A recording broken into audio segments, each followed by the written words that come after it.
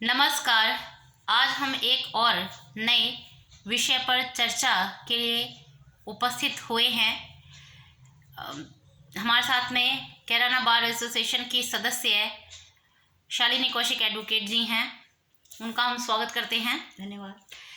शालिनी जी, एक जो बार बार मुद्दा आता है कि बार भवन के गेट पर एक जो वयोवृद्ध अधिवक्ता थे उनका नाम लिखा गया।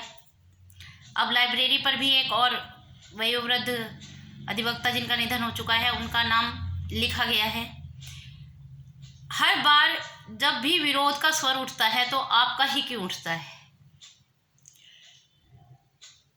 ये बात अगर आप ध्यान दें तो जो है मेरी जहाँ तक नेचर रही है वो हमेशा गलत बात के खिलाफ खड़े होने की रही है। और यहाँ जो कचहरी है उस कचहरी में एक इतिहास बदलने का कार्य किया जा रहा है, एक योगदान को दबाने का कार्य किया जा रहा है।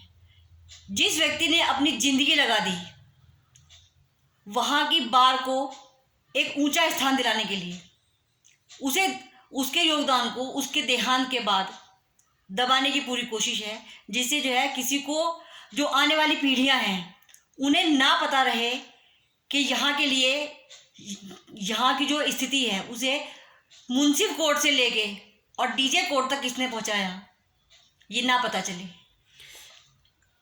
हाँ, ये तो एक विचारणीय बात है ही, क्योंकि हमारा भी मानना ये है कि जब मैं बाहर का गेट देखती हूँ तो मैं सोचती हूँ कि सुल्तान सिंह जो हैं कोई यहाँ पर उनका बहुत बड़ा योगदान रहा होगा, जैसे बाबू हुकुम सिंह का है।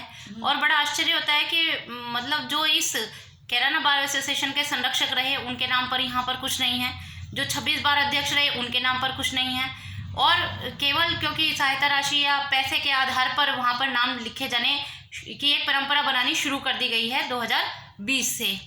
तो क्या जो नई पीढ़ी आ रही है उसके सामने आप ऐसे लोगों को आदर्श बना के प्रस्तुत करना चाह रहे हैं जिन्होंने अपने समय काल में अपने स्तर पर उन्होंने अपने लिए व्यक्तिगत रूप में बहुत बड़े वो वकील रहे हैं, बहुत उन्होंने यहाँ से पैसा कमाया है, बहुत वो जमींदार घरों के लोग थे। तो क्या इस तरह तो बहुत बहुत पैसे वाले लोग हैं तो सबका महिमा मंडन अब हो जाना चाहिए, और अगर आप कोई आवाज़ उठाती हैं तो उसे ये कहकर दबा भी दिया जाता है कि सबका सम्मान है। तो क्या उनके सम्मान के पत्थर के नीचे बाबू कौशल प्रसाद जैसों के संघर्षों को दबा देने का ये बहुत ही कहें निंदनीय प्रयास किया जा रहा है? ये टेंडेंसी बन गई है इस वक्त, पूरे देश में यही चल रहा है। और जो है यही परंपरा फिलहाल बारशंकर कैराने में भी विकसित की जा रही है, और उसमें पूरी कोशिश है कि किसी भी तरह से हो जाए बाबू कौशल प्रसाद के नाम को दबा दिया जाए, छिपा दिया जाए। ये एक बहुत बढ़िया उक्ति आती है कि गिरगिट खतरा देखकर रंग बदलता है और इंसान मौका देखकर। जब 26 बार बाबू कौशल प्रसाद अध्यक्ष रहे तो उनके साथ भी तो कुछ लोग रहे होंगे, वो लोग कहाँ हैं आज? वो क्यों नहीं इस सब का विरोध करते? केवल आप तो कहें भाग्यवश वहाँ पर हैं, अगर आप वहाँ ना हों तो क्या कोई कहने वाला नहीं है इन्हें कि ये क्या किया जा रहा है? विरोध तो जो है बाबूजी को खुद झेलना पड़ा था। एक बार की बात जो है खुद बाबूजी की है। बाबूजी को एक सभा में कहना पड़ गया था कि तू हर तरह से जालिम, मेरा सब्र आजमा ले, तेरे हर सितम से मुझको नए हौसले मिले हैं। और इस शेर ने भी वहाँ जो है कहर बरपा दिया था। तो जो है उन्होंने काफ़ी विरोध सहकर भी अपने कार्य किए, लेकिन ये नहीं सोचा होगा कि मेरे जाने के बाद भी जो है यहाँ मेरा विरोध चलता ही रहेगा। श्री राम के लिए हनुमान होते हैं, तो कोई हनुमान नहीं है वहाँ पे, कोई उनके कहने वाले नहीं रहे। वो लोग सब कहाँ चले गए जो उनके साथ जुड़े रहते थे? नहीं, केवल स्वार्थ रह गया है, बस किसी तरह से हमें अध्यक्ष पद मिल जाए। तो ये तो बिल्कुल जो है उनको इंसाफ दिलाने की बात आ गई है, और ये भी सही है कि यदि ऐसा ना हो पाया तो यही मानना पड़ेगा कंगना रनौत के जो बात थी कि सन 2014 में ही भारत आज़ाद हुआ था, तो कैराना बार एसोसिएशन के लिए दो ही लोगों का बड़ा योगदान रहा है, और वो एक जो बार गेट पे जिनका नाम है और जिनका लाइब्रेरी पे गेट पे नाम है। फिर 2014 के बाद की आज़ादी वाली स्थिति वहाँ पर बन गई है, और आसान नहीं इंसाफ की जंजीर हिलाना, अख्तर बस्तवी ने कहा है, आसान नहीं इंसाफ की जंजीर हिलाना, दुनिया को जहांगीर का दरबार न समझो। तो बहुत मुश्किल है कि शायद कोई इंसाफ हो पाए, कुछ लोग उठ पाएँ। लोगों की भावनाएं समाप्त हो चुकी हैं।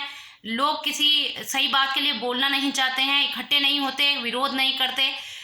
तो बहुत मुश्किल है इंसाफ दिलाना, लेकिन हमारे बस में जितना है हम उतना करते रहेंगे। केवल अभी की बात नहीं है। जब मैं कनिष्ठ उपाध्यक्ष पहले हुई थी तो जो हमारे एक बड़े अधिवक्ता थे, उन्होंने शपथ ग्रहण समारोह ही नहीं होने दिया। मैंने तब भी आवाज़ उठाई थी।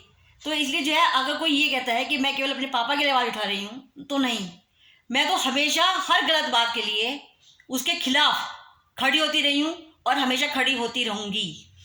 हम चाहेंगे कि आपकी आवाज़ को और संबल मिले, आपके साथ लोग जुड़ें और ऐसी बातों का मिलकर विरोध करें, क्योंकि संगठन के लिए जब समर्पण किया है किसी व्यक्ति ने, तो उसके लिए संगठन को ही खड़ा होना चाहिए। अगर संगठन खड़ा नहीं होता है तो समझ लेना चाहिए कि हम सही दिशा में नहीं जा रहे हैं, और जो आने वाले जो नई पीढ़ी है उसे हम एक गलत लोग आदर्श उनके सामने प्रस्तुत करेंगे और उन्हें स्वीकार करना पड़ेगा, क्योंकि जो सही लोग हैं उनका तो कहेंगे कि वो तो समाप्त हो चुका है, उनके योगदान को तो मिटा देने का पूरा प्रयास किया जा चुका है। इसी के साथ अब अपनी बात को यहीं समाप्त करते हैं। हम फिर आएंगे और फिर अपनी बात रखेंगे, यही हमारे पास एक तरीका है। धन्यवाद। धन्यवाद।